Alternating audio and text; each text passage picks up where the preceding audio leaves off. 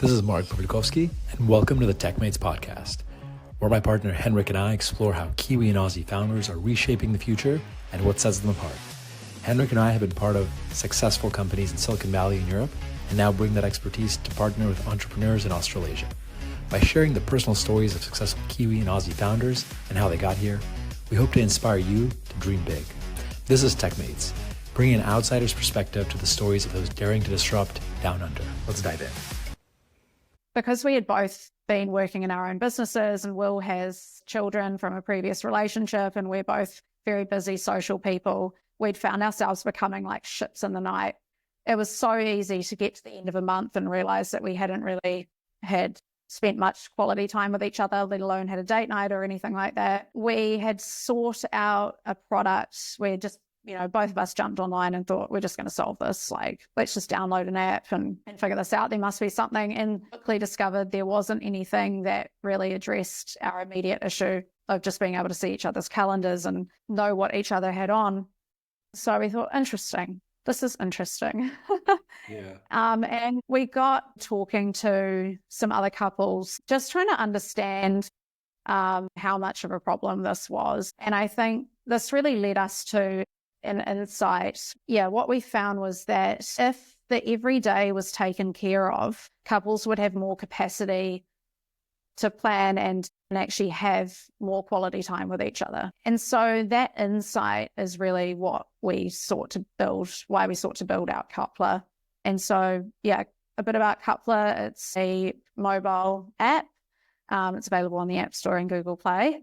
It is a relationship management tool designed to align your worlds, streamline time and tasks, and really allow you to focus on that quality time with your partner. So we've got a suite of organizational tools, the Ultimate Shared Calendar, which pulls in all of my calendars. So we've got work and personal calendars and the like, alongside all of my partner's calendars, so we can identify the free space. And then we've got some really helpful hints and resources to help remind couples to book that quality time in with each other. Interesting. So the number one problem you're trying to solve is basically creating more space for couples to spend quality time together and kind of get rid of all the day-to-day admin stuff. Yeah. We think about it in terms of removing all the friction points that couples experience when they're trying to coordinate their lives. So if you think about what the friction is, it is just understanding what's on my partner's calendar, knowing when an appropriate time for them is going to be free, understanding what they've got on their to-do list, what I want them to do that's on the to-do list, forgetting things, all of those sort of like things that create niggles between couples. We want to eliminate all of that so that couples have more capacity just to focus on each other. Interesting. I mean, I think,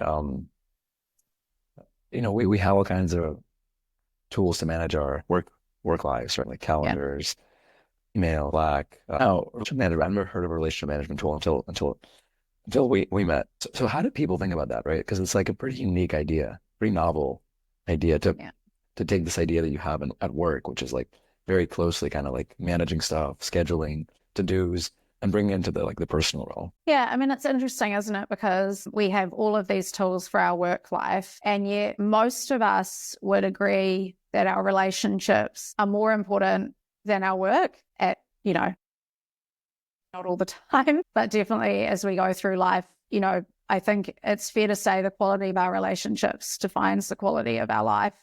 But yet tools to help us be better in relationships are very much in their infancy. We've got really comfortable with using tools to meet people through dating apps, for example. The relationship space is really untapped. And so I think it's a really exciting and interesting time to be in this space. There's definitely